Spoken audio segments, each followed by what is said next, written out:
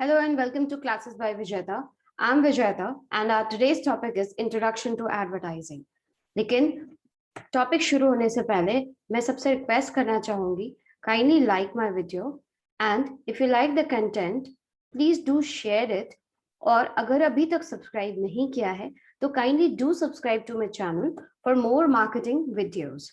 So what we are going to learn in this particular video, the first thing is we will know what is the definition of advertising, what are the different features of advertising, and who are the key players in the advertising industry. So we'll move to definition of advertising. जब भी marketing की बात करें, one organisation जिसने बहुत सारे definition दे रखे हैं उनका नाम है अमेरिकन मार्केटिंग एसोसिएशन। और अमेरिकन मार्केटिंग एसोसिएशन ने जो एडवर्टाइजिंग के लिए डेफिनेशन दिया था उसमें उन्होंने कहा था कि any paid form of non-personal presentation and promotion of goods, service and idea by an identified sponsor is called advertising. मतलब ऐसा कोई भी प्रमोशन मिक्स, ऐसा कोई भी प्रमोशनल टूल जो कि पेड हो, पहला चीज जो कि पेड हो, प्लस वो नॉन पर्सनल होना चाहिए। नॉन पर्सनल हम किसी के कान में जाके नहीं बोल रहे हैं, हम हमेशा एक मास मीडियम यूज कर रहे हैं, तो एक non personal form of communication है और वो गुड्स के लिए हो सकता है, सर्विसेज के लिए हो सकता है, किसी आइडिया के लिए हो सकता है, and it is always done by an identified sponsor. मतलब मुझे पता होना चाहिए कि who is paying for this. जब पेड है तो किसी ने तो पैसा देना है। Who is the sponsor for this, who is paying for this. Advertisement में जो की फीचर्स होते हैं हमेशा पेड होता है। मतलब आप एडवर्टीजमेंट के लिए there are several mediums available nowadays, लेकिन ट्रेडिशनली जब भी हम एडवर्टीजमेंट के बारे में सोचते हैं तो न्यूज़पेपर, टीवी, रेडियो, ये सारी चीजें हमारे दिमाग में आ जाती हैं। अभी कंकरेंट टाइम्स में तो हम बहुत सारे मास मीडियम्स देखते हैं जहाँ पे आपको एडवर्टीजमेंट दिख जाएगा। आप एक ऑटो में जा रहे हैं, आपको वहां पे भी एडवर्टीजमेंट दिख जाएगा। आप ऑटो में बैठे बैठे रेडियो सुन रहे हैं, वहां पे भी आपको एडवर्टीजमेंट मिल रहा है। आपने आप ऑटो से जाते जाते ही अगर आप अगल बगल अपने रोड पे देखते हैं, यू विल फाइंड बिलबोर्ड्स, आपको पैम्पलेट मिल जाता है, आपको मैगजीन्स में मिलेगा एडवर्टीजमेंट, आपको वॉल्स पे पेंटेड मिलेगा एडवर्टीजमेंट। लेकिन जो भी है, चाहे वॉल में पेंटिंग हो, चाहे कहीं पे बिलबोर्ड होर्डिंग लगाओ, चाहे आप न्यूज़पेपर, रेडियो, टीवी में एडवर्टीजमेंट देख रहे हैं, someone has to pay for this because we are using someone else's medium for this. किसी और का मीडिया यूज करें, किसी और को अपने प्रमोशन के लिए इस्तेमाल कर रहे हैं। अगर हम किसी और का वॉल यूज करें, किसी कोई पब्लिक प्रॉपर्टी है, पब्लिक प्रॉपर्टी के ऊपर आप देखते होंगे, हाईवेज के ऊपर देखते होंगे वॉल पेंटिंग की हुई है, तो वो वॉल मेरा नहीं है। तो if I am using that wall to promote my product, I need to pay that person. Newspaper मेरा नहीं है, टाइम्स ऑफ इंडिया मेरा नहीं है, बट टाइम्स ऑफ इंडिया मेरा एडवर्टीजमेंट चला रहा है, मेरा एडवर्टीजमेंट उसने प्रिंट करा है, तो वो उसने क्यों करा होगा? तो उसने जो एडवर्टीजमेंट निकाला है उसके लिए वो पैसे लेते हैं। तो advertisement is always a paid form of communication. Plus ये नॉन पर्सनल होता है, मतलब वन टू वन नहीं होता है, it is always a mass medium thing. हमने रोड पे अगर एडवर्टीजमेंट होर्डिंग में लगा के रखा है अपना, तो वो कोई भी उसको देख सकता है। एकदम वन टू वन टारगेटिंग नहीं होती है और ये नॉन पर्सनल होता है। हम पर्सनल प्रेजेंटेशन नहीं करें, पर्सनल डेमोन्स्ट्रेशन नहीं करते होते हैं एडवर्टीजमेंट में। पेड रहेगा, नॉन पर्सनल रहेगा और गुड्स के लिए कर सकते हैं, किसी प्रोडक्ट के लिए, किसी सर्विस के लिए, किसी आइडिया के लिए। हम किसी इवेंट को प्रमोट कर सकते हैं, किसी प्लेस को प्रमोट कर सकते हैं। Anything can be promoted and it has to be done by an identified sponsor. See, I'm watching an advertisement of Asian Paints in TV. I know Asian Paints is the sponsor for that. Asian Paints ही उसके लिए पैसे दे रहे हैं, ठीक है? तो American marketing association ने जो डेफिनेशन दिया था उसमें पेड फॉर्म ऑफ कम्युनिकेशन की बात की, नॉन पर्सनल कम्युनिकेशन की बात की, गुड्स, आइडिया, सर्विसेज के बारे में बात की और आइडेंटिफाइड स्पॉन्सर के बारे में बात की। But still there were some drawbacks in the definition. उस डेफिनेशन को फर्दर और भी ज्यादा रिफाइन करके एक दूसरा डेफिनेशन आया जिसमें लिखा गया advertisement is paid non personal communication of information from an identified sponsor using mass media to persuade or influence an audience so as to maximize profit. Advertising paid होता है, ये पहले भी था। नॉन पर्सनल कम्युनिकेशन होता है, ये भी पहले से था। Of information by an identified sponsor, that we have already seen. Using any mass media, because what we are doing in advertisement is a non-personal presentation, so it has to go by a mass media only. But the only thing that was missing in American Marketing Association definition was the word persuasion. वहां पे persuasion के बारे में जिक्र नहीं किया गया था। एडवर्टाइजिंग हम जब भी कर रहे होते हैं, उसका बेसिक मोटिव यही होता है कि हम किसी ना किसी तरह से अपने टारगेट ऑडियंस को, अपना जो टारगेट ग्रुप है, उसको परसुएट करें, उसको इन्फ्लुएंस करें।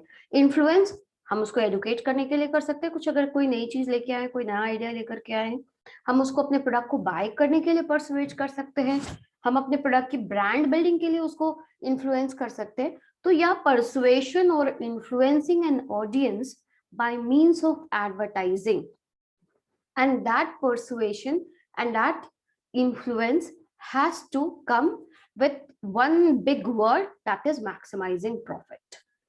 कोई भी business, none of the business are established to make loss. कोई भी बंदा किसी भी तरह का खर्च अपने अपने बिजनेस को ग्रो करने के लिए करता है, तो उसका इंटेंशन वहां पे लॉस करना नहीं होता। Advertising is never done to harm the organisation, losses करने के लिए नहीं किया जा सकता।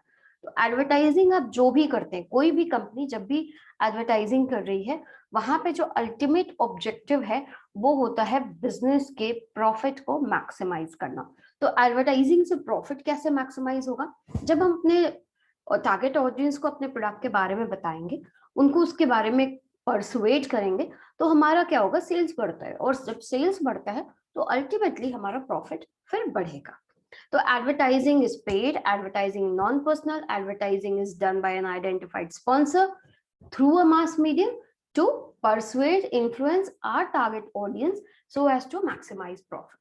So this is the definition of advertising. Sorry, this is the definition of advertising. And एक थी जो बताना मैं भूल गई, वो है advertising has came from a Latin word. हमारे यहाँ जितने भी वर्ड्स देखेंगे जो थोड़े डिफरेंट से होंगे, everything has come from Greek और लैटिन। तो it is a Latin word called एडवर्टर, जो कि जिसका मतलब होता है टू टर्न द अटेंशन, आप अटेंशन को सीक करते हैं। तो advertising is always done for seeking attention. जब तक आप अटेंशन नहीं गेन करेंगे, तब तक आप परसुएट कैसे करेंगे, तब तक आप इन्फ्लुएंस कैसे करेंगे? तो डेफिनेशन ऑफ एडवर्टाइजिंग आप इसको कंसिडर कर सकते हैं। Although there are several definitions of advertising जो आपको डिफरेंट ऑथर्स के मिलेंगे, बट इन अ नटसेल ये definition, advertising is a paid non personal communication of information from an identified sponsor using mass media to persuade और influence an audience so as to maximize profit is sufficient. So we will move to the next topic, that is what are the different features of advertising. तो सबसे पहला paid, newspaper में add चला लो, आप TV में add चला लो, आप radio में ऐड चला लो, मैगजीन में ऐड चला लो, बिलबोर्ड लगा लो, किसी में भी कोई भी आपको फ्री में एडवर्टाइजिंग नहीं करेगा। क्यों? क्योंकि आप उसका मीडियम यूज करें। अगर आप किसी का इस्तेमाल कर रहे हैं तो ऑब्वियसली आपको उसकी कीमत चुकानी पड़ती है। आप अगर टीवी की बात करते हैं तो टीवी में स्लॉट्स बटे हुए होते हैं, 10 सेकेंड का स्लॉट, 5 सेकेंड का स्लॉट, 30 सेकेंड्स का स्लॉट, मैक्सिमम 1 मिनट का स्लॉट। उस तरह के स्लॉट्स से आपको आपके वीडियोस को वहां पे आप रन करते हैं और वीडियोस चलाते हैं। टीवीसी चलता है जिसको हम टीवी कमर्शियल्स कहते हैं। टीवीसीज आप टीवी चैनल्स पे यूज करते हैं। न्यूज़पेपर में आप प्रिंट एडवर्टीजमेंट देते हैं। प्रिंट एडवर्टीजमेंट क्लासिफाइड हो सकता है, डिस्प्ले हो सकता है, that will see later. Display, classified, इस तरह के एडवर्टीजमेंट के टाइप्स होते हैं जो न्यूज़पेपर में हम यूज करते हैं। रेडियोज में आप जिंगल्स चलाते हैं। जिंगल्स वो मतलब आप 6 सेकेंड का जिंगल चला सकते हैं, 10 सेकेंड का, 30 सेकेंड का। 30 second is maximum for radio, उससे ज्यादा अटेंशन स्पैन नहीं है। तो ये जो आप सेकेंड्स यूज कर रहे हैं ऑडियो विजुअल मीडियम में, या फिर आप सेंटीमीटर के हिसाब से न्यूज़पेपर में एडवर्टीजमेंट देते हैं, तो इसके लिए आपको कीमत चुकानी पड़ती है। जैसे अगर आप रेडियो में एडवर्टीजमेंट दे रहे हैं तो नॉर्मल अगर आपने 10 सेकेंड का स्लॉट लिया है तो 10 सेकेंड के लिए मे बी आपको 100, 150, 200, 210 इस तरह का स्लॉट आपको पे करना पड़ेगा उस पर्टिकुलर टाइम को अगर आप यूज कर रहे हैं रेडियो का, तो जैसे अगर मान लीजिए कि आपका एडवर्टीजमेंट 30 सेकंड का है और आपको 100 रुपीज चार्ज करते हैं वो 10 सेकंड के लिए, तो फॉर एवरी एडवर्टीजमेंट आपको 300 रुपीज पे करने पड़ेंगे। तो जितने बार, अगर मान लीजिए दिन में 10 बार आपका एडवर्टीजमेंट आता है तो 300 इंटू 10, एक दिन का 3000 आप पे कर रहे हैं। महीने भर अगर आप एडवर्टीजमेंट चला रहे तो यू आर पेइंग 90,000। तो इस तरह से एवरी टाइम जब भी आप एडवर्टाइजिंग करते हैं तो you have to pay to someone else. So advertising is always a paid form of communication. Second, it is a non personal presentation. Non personal presentation, that is it is not one to one. Advertising one to one नहीं होती। हम हमेशा मास medium को use करते हैं और इसको कोई भी देख सकता है, इसीलिए इसको हम नॉन पर्सनल प्रेजेंटेशन कहते हैं। And it can be done for good, service, idea, place, event, हर चीज के लिए। हम किसी गुड को प्रमोट कर सकते हैं, हम किसी सर्विस को प्रमोट कर सकते हैं, किसी आइडिया को प्रमोट कर सकते हैं, प्लेस को, इवेंट को। विजिट यूरोप, स्विट्जरलैंड घूमिए, न्यूजीलैंड का एडवर्टीजमेंट आप देखते हैं, दे आर प्रमोटिंग प्लेसेस। आप किसी ट्रेड फेयर का एडवर्टीजमेंट देखते हैं, they are promoting an event. आप प्रोडक्ट का एडवर्टीजमेंट आप टीवी कमर्शियल्स पे देखते ही हैं। Zomato doing their advertisement, they are promoting a service, ठीक है। और government of India promoting an idea of polio drops is an idea. So if anything can be advertised by use of advertisement, and it has to be done by an identified sponsor. Who is paying for that? तो payment करने वाला, that the identified sponsor means the company who is engaged in promoting their product. उनको हम identified sponsor कह सकते हैं। जैसे अगर अर्टली बर्टली गर्ल के बारे में हम बात करें तो automatically we know that Amul is the sponsor for that particular advertisement. So it has to come by an identified sponsor. It is a means to measure mass communication. सबसे पहला तो हमने नॉन पर्सनल प्रेजेंटेशन कर दिया, मतलब mass communication कर दिया, लेकिन एडवर्टीजमेंट का डेफिनेशन में है कि it has to maximise profit. और हमने कहा कि हमारा एडवर्टीजमेंट तो कोई भी देख सकता है। अगर हमने न्यूज़पेपर में एडवर्टीजमेंट दिया, it is open for everyone whoever is having that newspaper. तो उसको फिर मेजर कैसे करेंगे? तो मेजरमेंट, सेल्स में कन्वर्शन कैसे हुआ, कितना सर्कुलेशन हुआ, कितने लोगों ने उस एडवर्टीजमेंट को देखा, ये मास कम्युनिकेशन में एडवर्टीजमेंट आपने जो प्रमोशन किया उसका क्या इफेक्ट हुआ, उसको मेजरमेंट करने के लिए भी हम एडवर्टाइजिंग को यूज करते हैं। And it is always done to persuade someone. हमारा सामान खरीद लीजिए, आप टीके लगवा लीजिए, आप न्यूजीलैंड घूम आइए। What we are doing, we every time the company is persuading us to do something, to buy something, to buy their idea, to buy their good, to buy their service, right? It has to come with a persuasion. And बहुत बार question आता है advertising, nature of advertising. So advertising is combination of both science and art. Science क्योंकि हम उसमें कुछ fix mechanism use करते हैं, fix calculations use करते हैं। Science is what? Fix thing, 2+2 is always 4, right? But art, जब अगर साइंस और आर्ट को अगर आप कंबाइन करेंगे तो वहां का वो ब्यूटी बिल्कुल डिफरेंट हो जाती है। जैसे 2+2 अगर हमने नॉर्मली कहा, science student will always say 4, art student will say if 2 orange and 2 apple are added together, will they become 4 apple or will they become 4 oranges? So art आपको एक डिफरेंट लुक, किसी भी चीज को एक डिफरेंट लुक आउट देता है किसी भी चीज के लिए, कि आप किसी भी चीज को एकदम डिफरेंट वे में, एकदम क्रिएटिव वे में प्रेजेंट कर सकते हैं। तो advertising is more of an art, but it has science attached to it, बिना कैलकुलेशन के, बिना किसी, बिकॉज क्या है, हमने पहला ही फीचर देखा है कि वो पेड होता है। तो विदाउट पेइंग, जब भी हम पेमेंट इन्वॉल्व कर रहे हैं तो it has to involve some sort of mathematics into it. तो साइंस एंड आर्ट दोनों का कॉम्बिनेशन है। And advertisement is the most creative form of persuading someone. So creative होता है and it is goal oriented. अगर कोई कह रहा है कि our sale end by 2 days या 30% डिस्काउंट पे आपको 2 दिन में ग्रेट इंडियन सेल लगी है, Amazon अगर आपको कह रहा है, तो वहां पे गोल है कि 2 दिन में उसको सेल्स को मैक्सिमाइज करना है। लेकिन अगर कोई नॉर्मली, अगर रेमंड अपना एडवर्टीजमेंट कर रही है, Renault man sorry, so that Renault men is not meant for forcing someone or वो अर्जेंसी क्रिएट करने का कि 2 दिन में ही अगर आप रेमंड का कपड़ा नहीं खरीदते तो फिर आप जेंटलमैन नहीं रहने वाले, वैसा नहीं। The brand is working on brand building. तो वहां पे जो रेमंड का जो गोल है वो कम्प्लीटली डिफरेंट है, और अमेजन का जो गोल है while promoting great Indian sale, वो बिल्कुल डिफरेंट है। तो एडवर्टाइजिंग का गोल डिफरेंट डिफरेंट हो सकता है डिफरेंट डिफरेंट स्पॉन्सर्स के लिए, डिफरेंट डिफरेंट टाइम फ्रेम्स में। क्रिएटिव होता है, गोल ओरिएंटेड होता है, and it is an investment for an organisation. जो कंपनी जितना ज्यादा एडवर्टीजमेंट करती है उतना ही ज्यादा उसकी जो ब्रांड इमेज है, ब्रांड इक्विटी है, उतनी ही ज्यादा स्ट्रॉन्ग होती है, और वो स्ट्रॉन्ग ब्रांड इमेज को वो यूज कर सकता है अपने जो प्रोडक्ट है उसको और प्रीमियम लेवल पे स्टैब्लिश करने के लिए, या कंटिन्यूसली उससे बेनिफिट्स रिप आउट करने के लिए। Advertisement is always an investment for an organisation.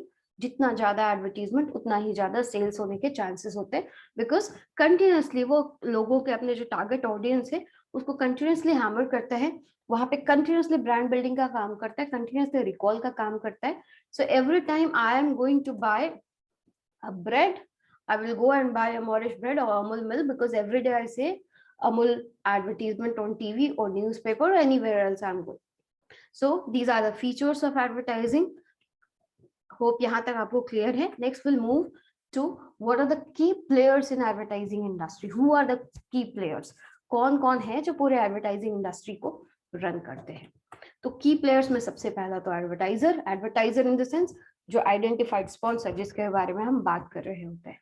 जैसे फॉर एग्जांपल हमने एशियन पेंट्स का एडवर्टीजमेंट दिया, तो Asian Paints is the advertiser for us. उसके बाद उनकी एडवर्टाइजिंग एजेंसी, मुझे पेंट बनाना आता है, Asian paint as a company, if I am Asian Paints, मुझे पेंट बनाना आता है, मुझे एडवर्टाइजमेंट बनाना नहीं आता। I will go to some creative agency और वो हमारे लिए वो एडवर्टीजमेंट क्रिएट करती है। तो जो जैसे बहुत पुराना एशियन पेंट्स का एडवर्टीजमेंट है, हर घर कुछ कहता है, इसके अंदर कौन रहता है, that was written by Prasoon Joshi. तो वो Prasoon Joshi is not part of Asian Paints, he belonged to some advertising industry। तो वो एक एडवर्टाइजिंग एजेंसी और advertising industry plus the media we are using, media TV use कर रहे हैं, न्यूज़पेपर यूज कर रहे हैं, रेडियो या मैगजीन को यूज कर रहे हैं, हम बिलबोर्ड्स यूज कर रहे हैं, क्या यूज कर रहे हैं? तो media, the media itself is a big industry. उसके बाद वेंडर्स, ये वेंडर्स वर्ड यहाँ पे बहुत इंपॉर्टेंट है। वेंडर्स वो सारे लोग होते हैं जो हमारे पूरे एड को क्रिएट करने में हेल्प करते हैं। जैसे अगर एशियन पेंट्स ने एडवर्टीजमेंट अपना एक, जैसे करंट अभी जो एडवर्टीजमेंट चल रहा है उसमें आपने रणबीर कपूर का एडवर्टीजमेंट देखा होगा, तो रणबीर कपूर, आलिया भट्ट, ये लोग एडवर्टीजमेंट इंडस्ट्री के नहीं है, ना ही ये एशियन पेंट्स के हैं, but they are working for our goal. और वो एशियन पेंट्स का जो गोल है वो उसके लिए काम कर रहे हैं। वो कैसे काम कर रहे हैं? उनका एक एडवर्टीजमेंट, एक टीवी कमर्शियल है, और टीवी कमर्शियल में they are doing like acting for the brand. तो चाहे वो एक्टर्स हो गए, चाहे जो जिसने भी ये पूरा क्रिएटिव लिखा है, जो एड कॉपीराइट लिखते हैं, प्लस जो कोरियोग्राफ करा किसी ने, अगर मान लो कहीं पे कोई गाना यूज हो रहा है तो जिस सिंगर ने वो गाना गाया, तो जिसने गाना गाया उसका गाना किसी ने लिखा होगा, वो गाना लिखना, उसको प्रेजेंट करना, पूरा एक पैकेज प्रिपेयर करना, उसमें डिफरेंट वेंडर्स इन्वॉल्व होते हैं। तो this complete set of people who are involved in making that particular commercial और making that particular print ad are called vendors. And the last and the most important is the target audience. किसके लिए ये advertisement बना रहे हैं? Who are the target audience of our product? तो ये सारे लोग मिल करके एडवर्टाइजिंग इंडस्ट्री बनाते हैं, and they are called the key players in advertising industry. Hope यहाँ तक चीजें क्लियर हो गई होंगी, और we are done with introduction of advertising. For significance and objective of advertisement, please see my other video. Thank you very much, and please do subscribe to my channel if you have not subscribed.